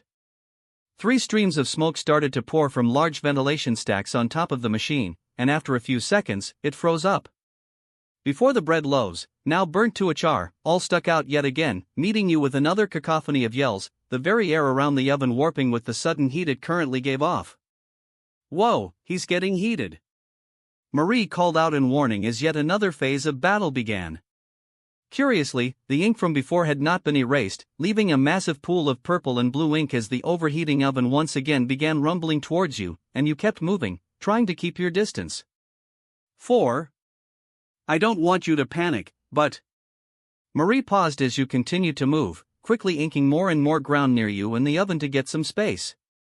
The ink columns that previously lined the arena were still going, but the ink in them seemed to almost thicken. Were they bubbling? 4. Look down. Marie told you, finally bringing your eyes down to the ground around the oven. The ink around the massive machine was smoking, bubbling like some kind of caramel left on the stove, bringing a foul stench to the air. The overheating oven was outright boiling any ink around it. Oh, shit. You began to back away, before looking onward. You seriously needed to get away from that thing. One issue, the oven, in its current state, was just barely faster than you unless you were actively swimming. The oven began rattling as you aimed ahead, firing a few globs of ink. If you tried to go ahead, it would end with you getting hit with charred bread. You dived to the side, barely out of the radius of the boiling ink as a piece of blackened, armored bread shot by you, barely missing. You just had to watch out for its sideswipe and you'd be. The bread, in yet another mix-up, retracted immediately before the oven rotated, so the door was once again facing you. Fuck! Before you could dive out of the way, the bread once again shot out at you, striking you square in the back with one of the most burningly hot attacks you had ever felt. 4. Marie called as you flew forward, smoke trailing from your back, and the shattered armor that covered it. Almost by accident, you shot a small pool of blue ink on the ground, desperately throwing yourself into it to roll in it. Were you on fire? It felt like it. It fucking hurt. Behind you, the oven had retracted the bread that hit you before thrusting it forward in another attack, one which ended the 3-hit combo with a spin around to cover the ground around it with purple ink, which quickly started to boil. The ground it had already moved over was now covered in the ink it had already burnt, which had by now solidified into a solid layer of blackened, burnt ink. Ow, ow, ow. Slowly, your flailing against the ground came to a pause as you pushed yourself up. That oven was still approaching, and even if your ink helped in cooling off your back, you couldn't do it for long. Recovery would have to wait for after the fight. Your back still in burning pain, you turned away, inking a path to stand on as the oven continued to rattle towards you, noticeably louder than it had been in the beginning of the fight. Damn it! You continued to back away, watching the oven continue to rattle towards you. By now, most of the stage was covered in at least some boiled ink, leaving areas of blackened goo that was barely cooling to the point of being touchable, or goo that still bubbled from the heat. With a cautious step out, the carbonized ink crunched under your boot. Solid ground. Interesting. You'll be better off not inking the ground? Marie remarked as you took in a deep breath, taking off in your continued effort to survive the overheating oven's onslaught. As expected, the air behind you began to warp from the heat as the machine drew closer and closer. It was gaining on you.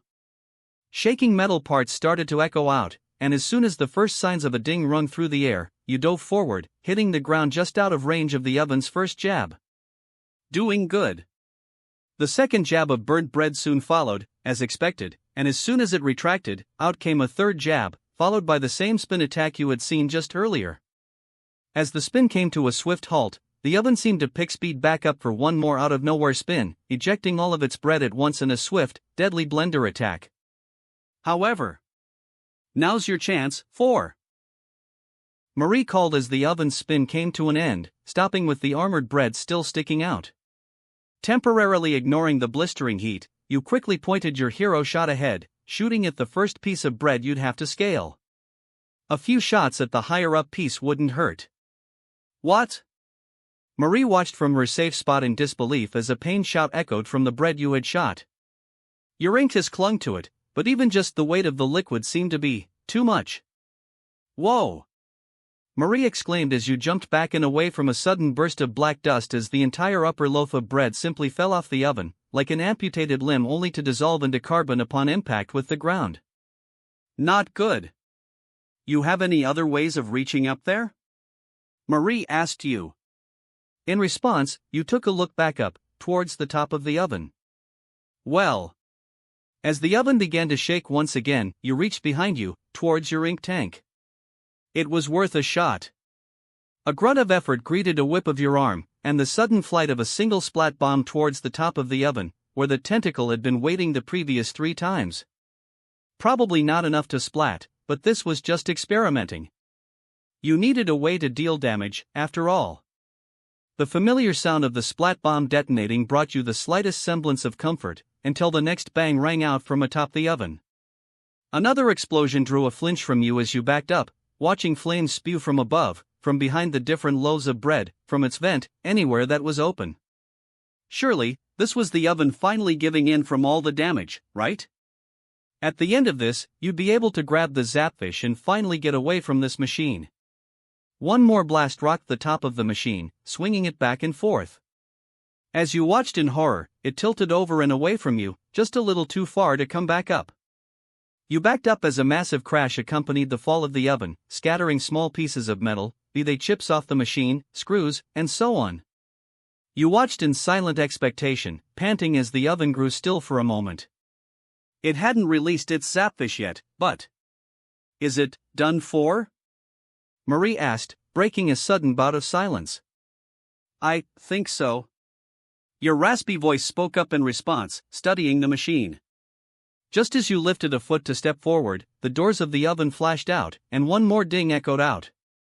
An eerie silence filled the air as all of the oven doors opened once again, and ash sprayed out, accompanied by bursts of flame and smoke. Then, the oven started moving one last time. Whoa! You dived aside, through the settling clouds of ash as the oven barreled by you, rolling sideways across the ground like some kind of flaming log rolling downhill. It's not done with you yet, it seems.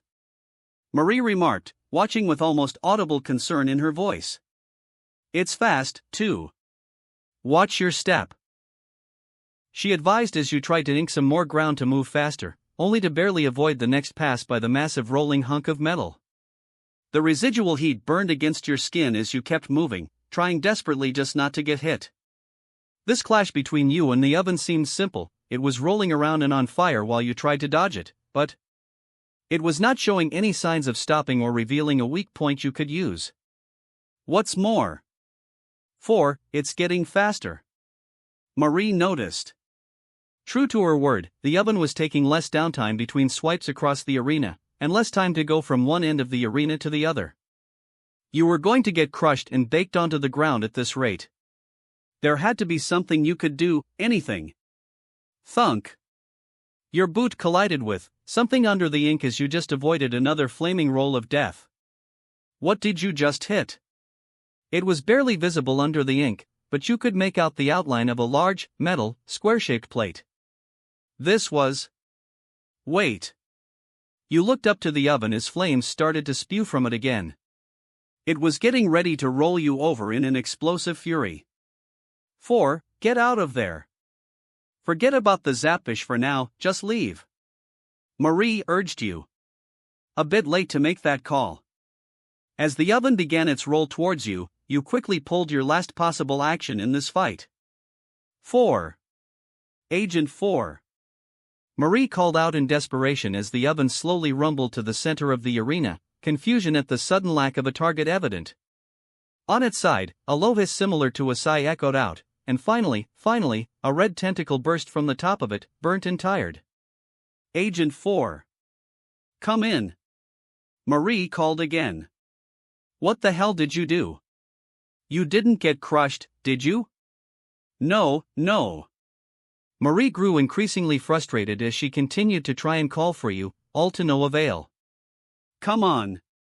As she continued to try something to contact you, a few low sounds slowly made themselves heard. Footsteps. The low sound of a battered hero shot firing made itself heard half a second before the oven suddenly rattled again, as if startled. It was being hit. Hurt. Agent 4. Marie called just as the tentacle controlling the oven burst one last time, finally yielding to the spray of blue ink from your weapon. You stopped for a second to cough as the oven rumbled. Pieces inside of it were snapping, breaking apart. It was done for. More and more flames spewed out of the machine as it started to glow from the cracks, as if barely containing itself, before with a light pause. A loud, violent boom shook the room, coating every surface around you in blue ink.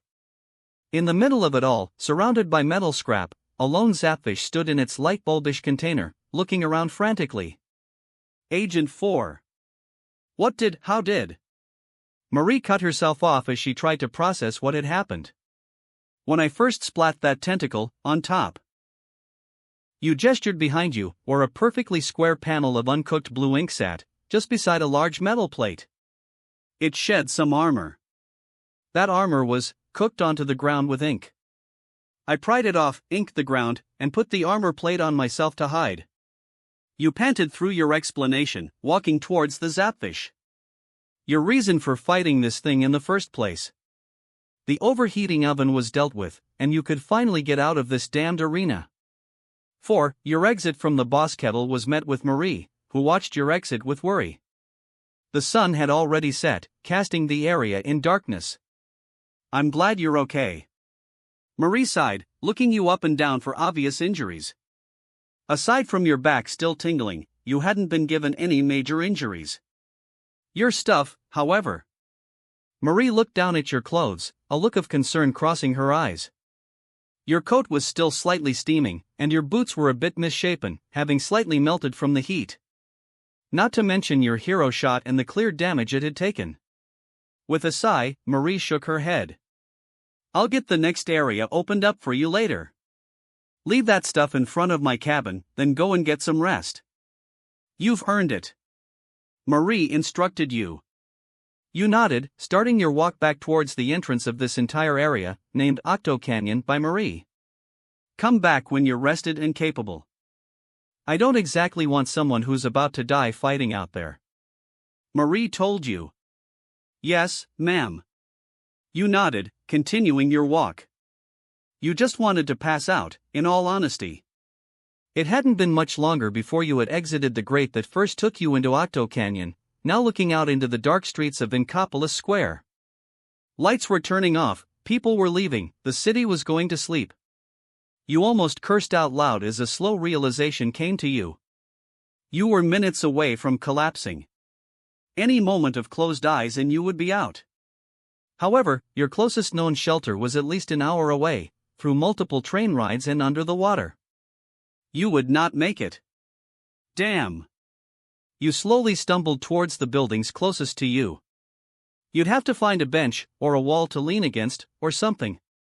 With a low sigh, you settled yourself in front of the brick building that would be to your left as you looked ahead at the battle lobby. It appeared to be a shoe shop, but that didn't matter.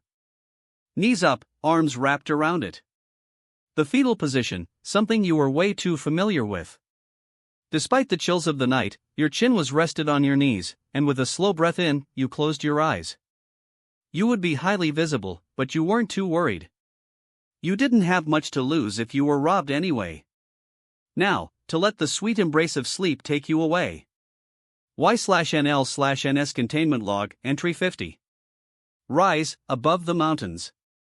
Light a fire, in the sky. You slowly spoke, reciting the lyrics to some kind of human song. Good tune, huh?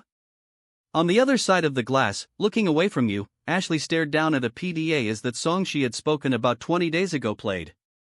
It was called Yggdrasil, named after a tree in some human religion. While it was not the kind of tune one would typically use to woo or sway a lover, Ashley and Frank seemed to love this song regardless. It is enjoyable. You told her, slowly gnawing away at your meal for today. It had been given a name, something like nutrient brick, but Ashley had made sure something was spread on top. A kind of paste that, in all honesty, didn't taste great, but added to the meal nonetheless. I'm glad you think it's good, at least. Ashley murmured, almost losing herself in the tune she had playing. Ash. Across the room, still reporting on your every move, Frank called out to his wife, snapping her back into reality. Oh. Ashley looked up towards the other human, who had afforded a light smirk to form on his face in a rare show of emotion as he watched Ashley slowly realize what she had been letting happen. Ah. Sorry, Y/N. I was getting lost in that. Ashley chuckled to herself, shaking her head as she set her PDA aside, turning to face you fully. Songs had similar effect at home. You told her, taking another bite. Oh. Ashley looked from you, to Frank who watched with interest, then back to you. Well. You shrugged, unsure of how to explain it. It was like Anthem. Rallied many, gave them strength. Hope in bad times. You explained. Sung by two people. Sisters. Most popular music in our history. You revealed. Okay, is there a way we can hear it? Ashley asked, curious. You paused for a moment, considering the question. Your gaze fell downward the longer you dwelled on it. That song, while popular, didn't quite have the same effect on you, for a particular reason. Paper. Can write it. You spoke bluntly. Ashley nodded, narrowing her eyes. You seem iffy about it. You okay? She asked. You shrugged. I was singer myself. Song, to me, meant impossibility. You muttered. Impossibility? Ashley repeated. I wanted to be good. Popular. That song meant a goal, something to surpass. You reiterated. But, it could be carved into DNA, with how people see it. Even matching it is an impossibility. You sighed, taking another bite of your food. Not that you'd ever get the chance to even share music again. Well, how about you tell us about yourself? How you did music? Ashley suggested. Behind her, on his chair, Frank's typing came to a pause as his PDA chimed. Not massive, like sisters. You admitted, looking at your food. I sang. Made tunes. Instrumentals, full songs, lyrics. Did bits of everything, played most instruments decent. You explained. Jack of all trades, I see? Ashley nodded, letting you continue. Yes, but played one in particular most. First instrument, got me money to grow, learn more. You continued. Ooh, master of one? What instrument was it? Ashley asked, curious. Ash. Behind her, Frank started to speak up. One moment, dear. Ashley told him, watching you think. You hadn't learned the word for it yet, but... Struggling to mime it, you stuffed the last bite of your food into your mouth, before positioning your hands. Side by side, as if holding a large item, you got to charade playing it, fluttering your right fingers across a keyboard and your left across several buttons as you rhythmically squeezed and pulled the entire thing, as if working a bellows. You'd honestly be surprised if humans had a word for this, but... An accordion? Ashley asked. That sounded correct.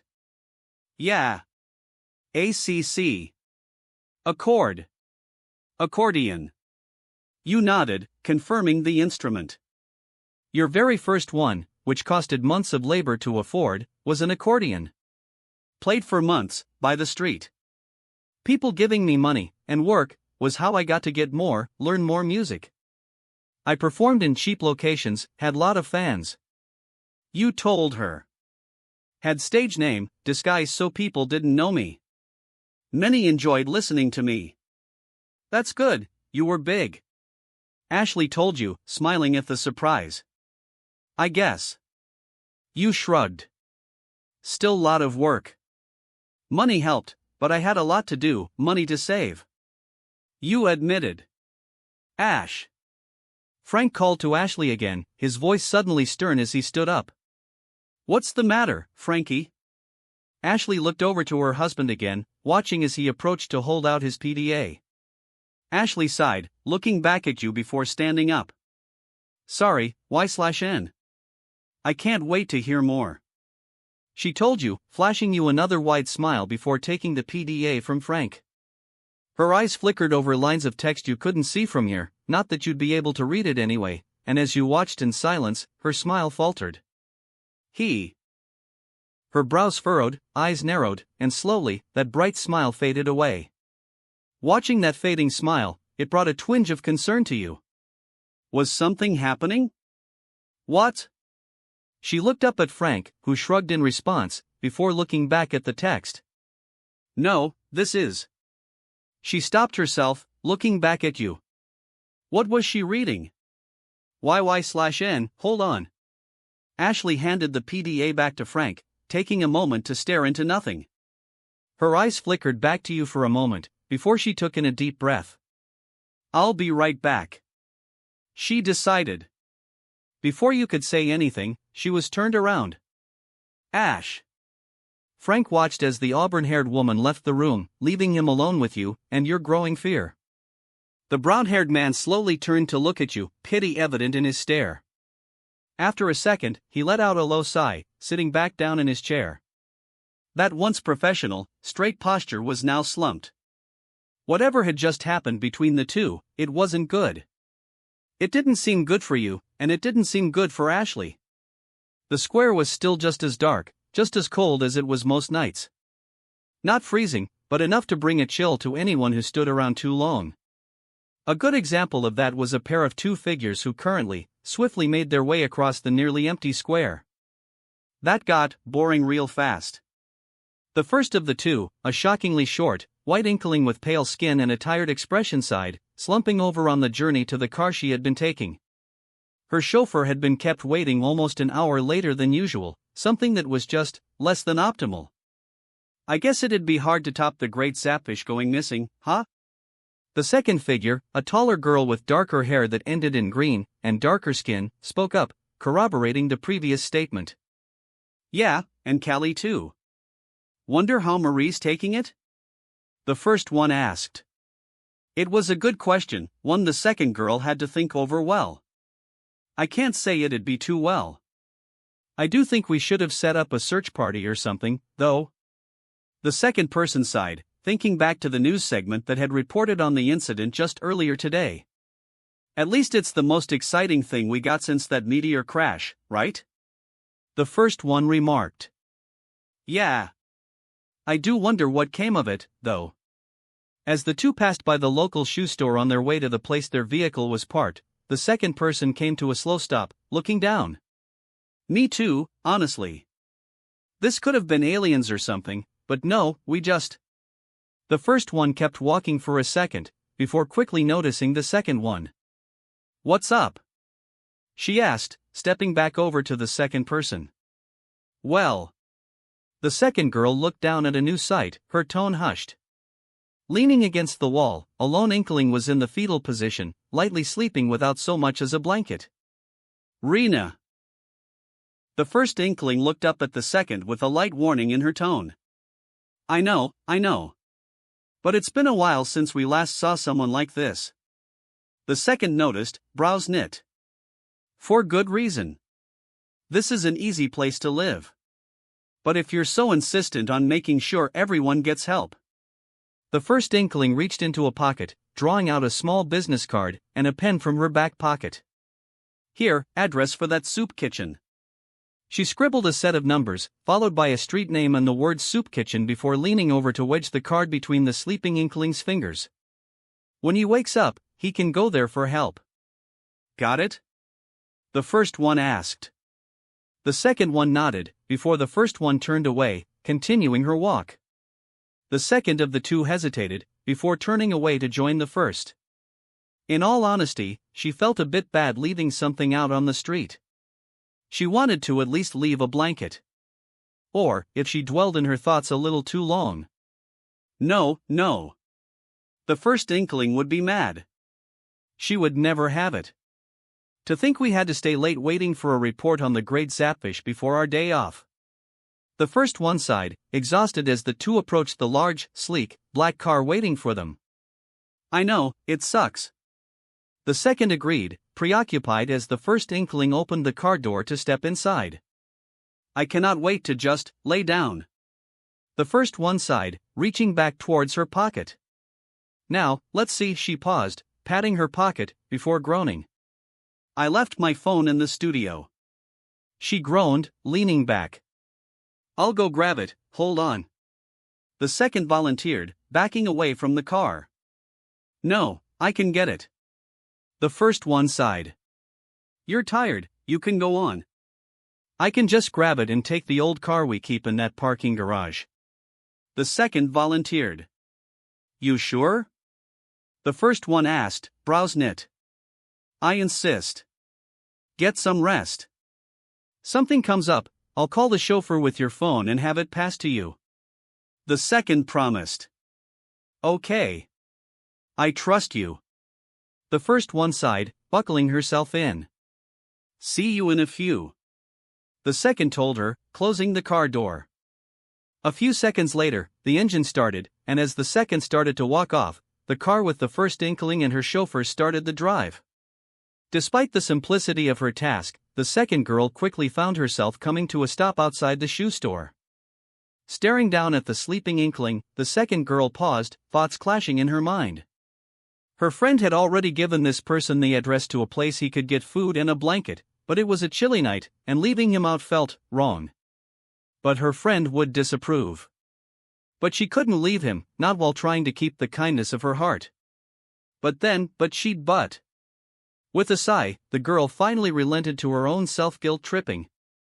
Hold on, I'll be right back for you. With that unheard promise, she was back towards the studio she worked in, to grab the phone that had been left inside, and the keys to that car she'd be taking. A snazzy guy. 18345 words. This is the end of chapter 1. I will post the next chapter if this does well, so please get this video to at least 25 likes. Have a good day.